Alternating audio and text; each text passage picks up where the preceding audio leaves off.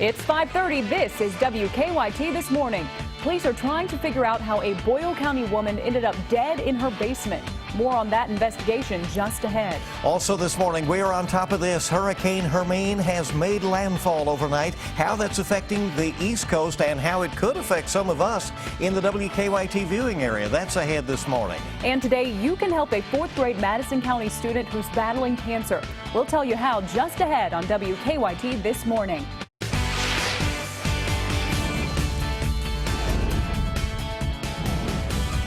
This is WKYT This Morning. It's Friday, and it's so good to have you on WKYT as we get this day off and rolling. I'm Bill Bryant. And I'm Andrea Walker. You know, we are heading into a holiday weekend, and the weather couldn't be better. Around here, it's That's wonderful, right. You know, and we're going to enjoy that. It's easy to do. We'll be keeping watch on the tropics as well as that air mass keeps moving through that hurricane. Let's check in with meteorologist Jim Caldwell. Good morning. And good morning to you. And it is a good morning out there as we are tracking a very comfortable air mass, as you mentioned.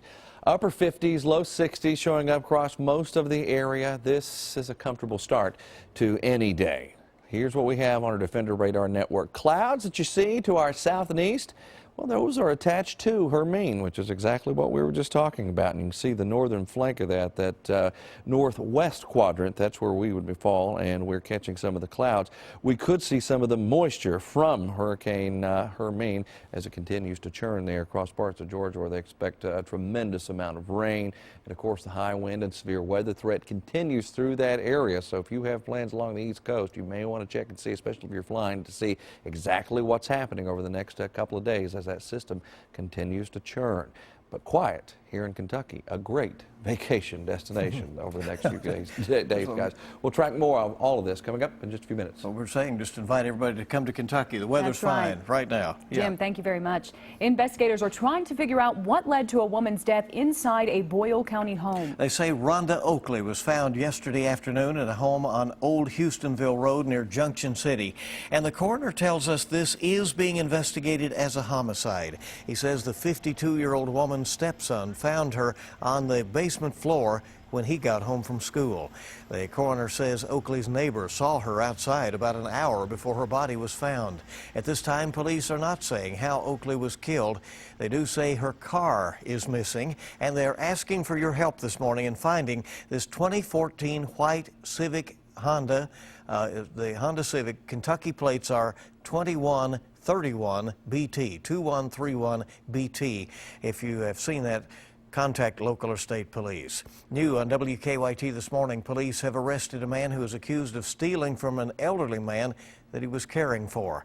Our Michelle Chamberlain is at our alert desk with more on that. Michelle? Bill, it's just a terrible story of deception. This caregiver conned the elderly man he was caring for out of nearly $30,000.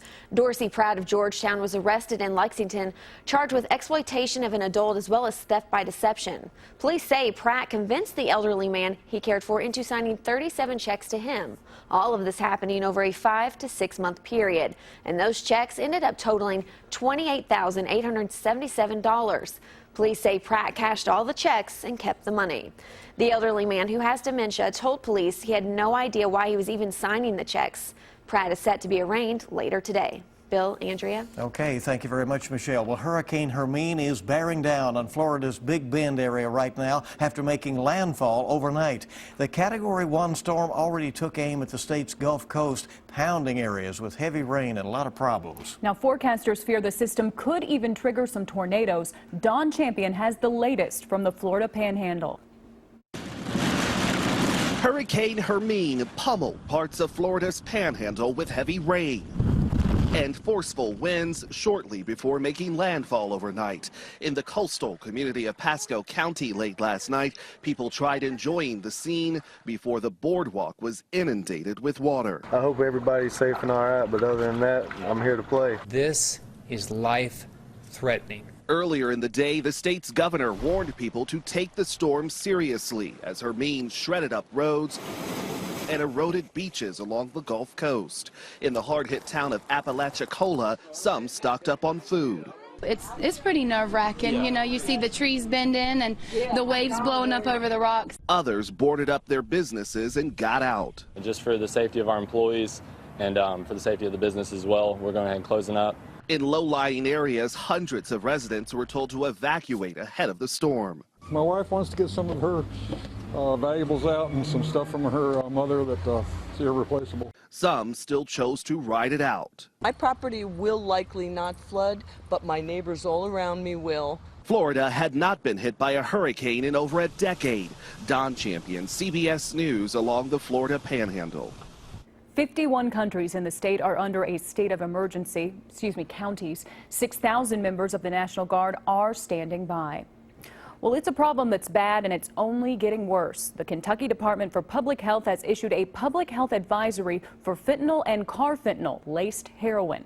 It comes after a surge in drug overdoses in recent weeks, and paramedics say they're using this so-called miracle drug Narcan more than ever.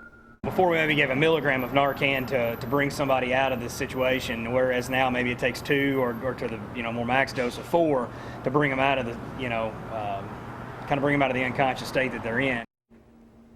Fire officials say the number of Narcan doses they used last year was nearly double that of just 2 years prior. This year, they're on pace to use nearly 1,800 doses, using an increasing number of doses each month.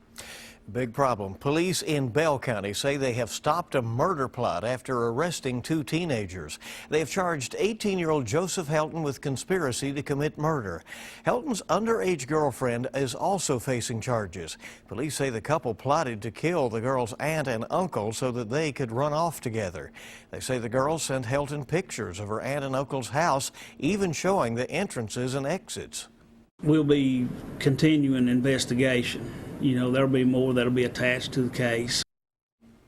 Helton declined our request to talk with him in jail yesterday. Police say the girl was taken to a holding facility in Adair County. We have an update for a story we told you about on Wednesday here on WKYT this morning. A 16-year-old boy now faces charges for a shooting that injured his friend. Police say on Tuesday night, the 16-year-old, a 14-year-old, and a third friend were playing with a gun at the Raintree Apartments on North Locust Hill Drive. Police say at one point the gun fired and the 14-year-old was shot in the neck. He's still recovering in the hospital. Now, police have charged the 16-year-old with second-degree assault. A former UK basketball player is facing charges. On Tuesday, Paris police arrested 32-year-old Preston Lemaster on multiple drug charges. He bonded out of jail just a few hours later.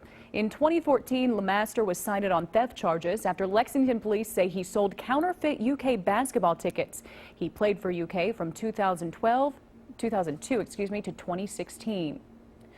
That's 2006, excuse me again. This morning, one of the 2 nuns murdered in Mississippi a week ago will be buried in Kentucky.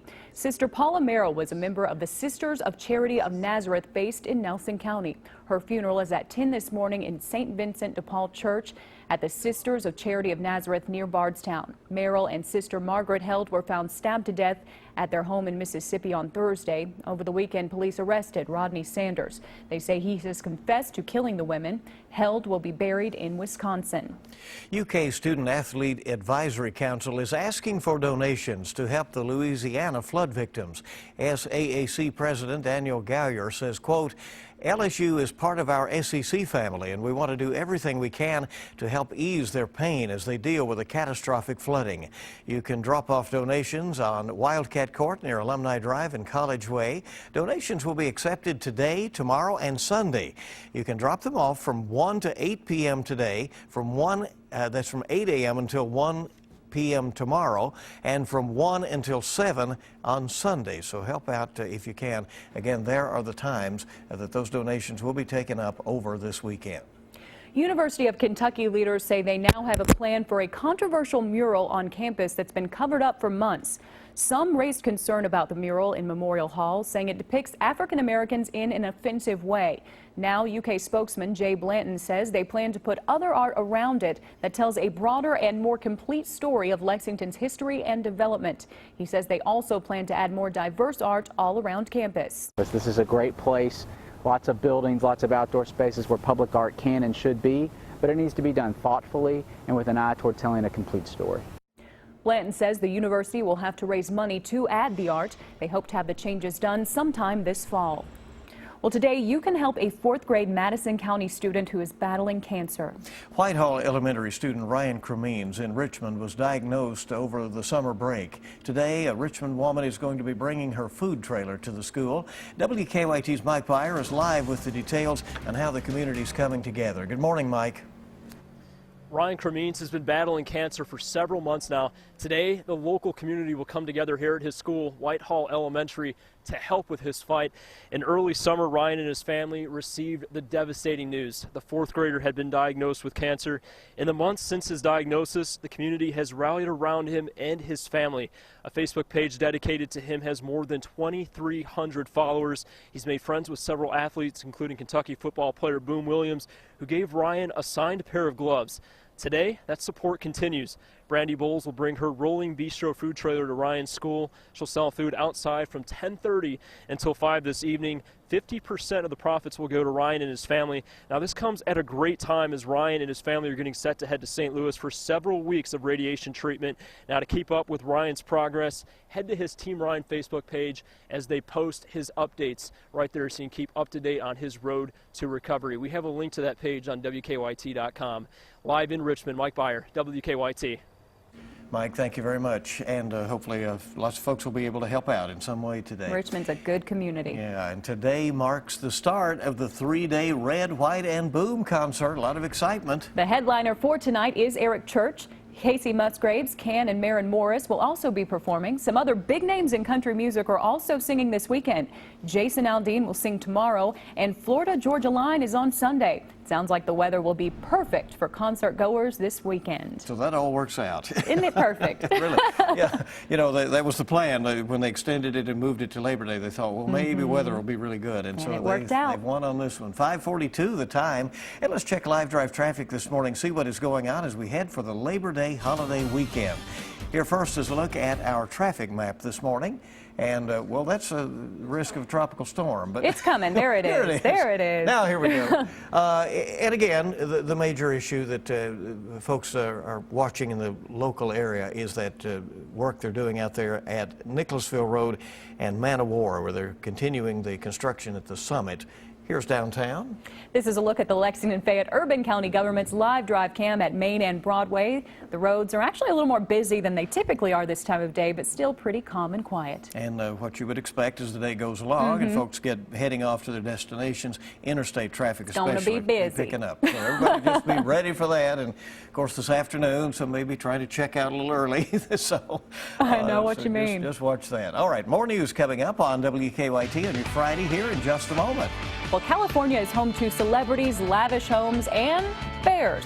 We'll take a look at how a trio of bears enjoyed all the Golden State has to offer right after Jim's forecast. And it's a forecast that's going to be really nice. It starts with today and it continues right on into your Saturday. Sunday might be a little bit warmer. We've got some tropical troubles that we're tracking too. That's tough to say, but I am tracking all of it and I'll have it coming up for you. Now, your hour-by-hour forecast with meteorologist Jim Caldwell.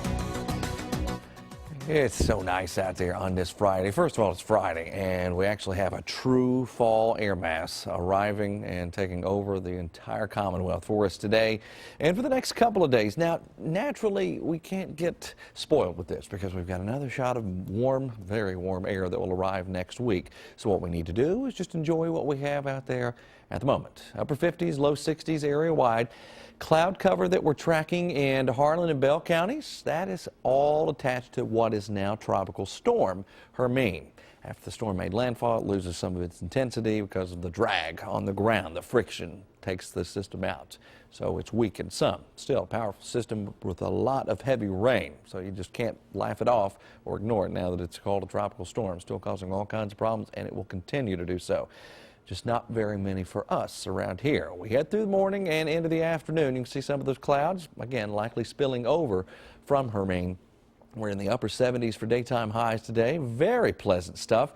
There's also a chance we run into a rogue shower or two into southeastern Kentucky from that same system. That's the only shot of rain we have for the next few days until next week when we start building in more heat and humidity and fire off your normal typical afternoon showers and thunderstorms. Mid-50s, low 50s, possibly early on Friday morning and Saturday morning again as we get into Saturday. Low 80s for highs. Maybe some get stuck in the upper 70s again. Not a bad looking run there either. It is Football Friday, and we are likely going to see a 75-degree kickoff. Halftime, we're at 69, mid-60s by the end of the game. So tonight looks fantastic, and it'll have that crispness to it as well because the air is so much drier than what it has been recently. And as we look forward all the way into your Labor Day itself, beyond the weekend, this is what it will likely include. A lot of sunshine. Highs are a little bit warmer than what we've seen with an 87-degree high coming into play in the rest of the 7-day forecast. After you get past Monday, it gets worse. So let's not even think about it. Let's not think about it. Let's not think past Monday. I'll think about that another day. That's right. That is for Monday, Bill, Jim, and Andrea to worry about. Okay? To think about There you go. So there you go. Well, it looks really good for this holiday weekend. Sure does. Fantastic. All right, thank you very much, Jim. We appreciate it. It's the story of 3 bears, but Goldilocks is nowhere to be found in this Golden State tale. 3 bears made themselves at home in a California neighborhood. A black bear and her 2 cubs took a dip in a Pasadena pool. The trio then went dumpster diving.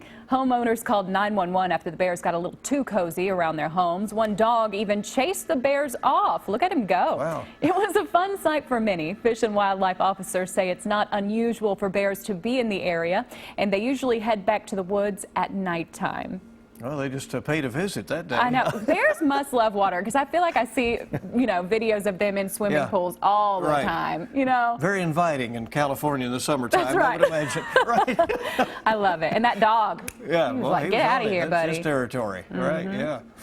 Well, coming up, you'll get the stories making news at this hour. We'll be checking traffic again. We'll see how things are moving along out there. We have some health news and a lot more. It sure is good to have you up and at it with us here on WKYT This Morning.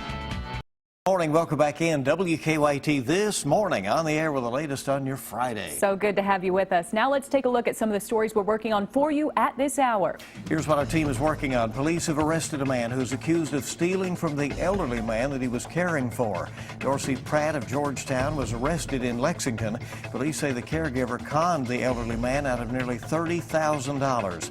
The elderly man, who has dementia, told police he had no idea why he was even signing the checks. Today, you can help a 4th grade Madison County student who is battling cancer. Ryan Cremines was diagnosed over the summer, and today, Brandy Bowles will be bringing her food trailer to Whitehall Elementary School.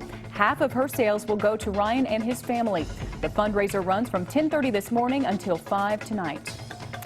Well, Hurricane Hermine is bearing down on the Florida Panhandle after making landfall overnight. Hermine was upgraded from a Category 1 storm yesterday as it hit the state's northern Gulf Coast with heavy rain and powerful winds causing lots of problems. Florida has not been hit directly by a hurricane in more than a decade.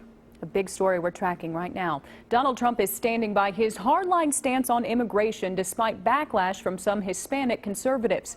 Speaking in Cincinnati yesterday, Trump vowed to stop apologizing for America just one day after calling for the deportation of millions of undocumented immigrants and a border wall with Mexico. With less than 70 days to the election, Hillary Clinton will begin traveling on a larger scale with her traveling press corps.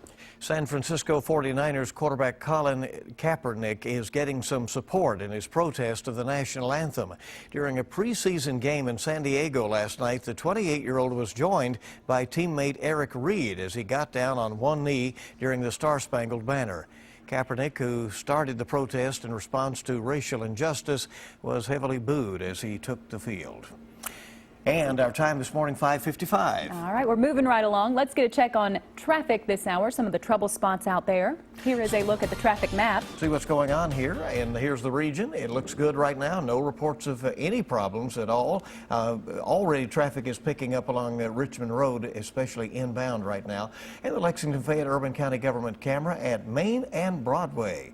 quiet downtown. It's right always now. a pretty shot, though. I really do. I love that shot downtown. I love it. You know, this time of morning is very peaceful and It so is. forth. Anticipate it's going to be a pretty lively weekend around Lexington. Oh, yeah, Lots and going it's going on to be with the beautiful. Football game, you know, tomorrow night, and the red, white, and boom. You're right. Weather really works out for it. Yep. So we're going to check in with Jim now to update us on that. We planned all of this, and it all came together like we wanted to, guys, across Kentucky at least. A little bit of cloud cover streaming into the skies to our south and east from what is now Tropical Storm Hermine. As it's worked its way inland, it has weakened considerably compared to what it was at its peak. So we'll see some clouds, maybe even a stray shower or two in eastern Kentucky.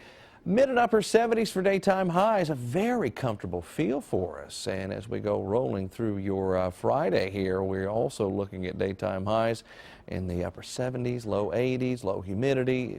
This is some pretty good stuff that'll be in the area around here. 7-day forecast, watch how it rolls out for us because it's going to be a nice one when you see it pop up on the screen. You know what? It doesn't want to come up, so I'll tell you about it. It's nice through the weekend. It gets hot next week. We're glad you're along with us. And there's traffic for you. Have a good one.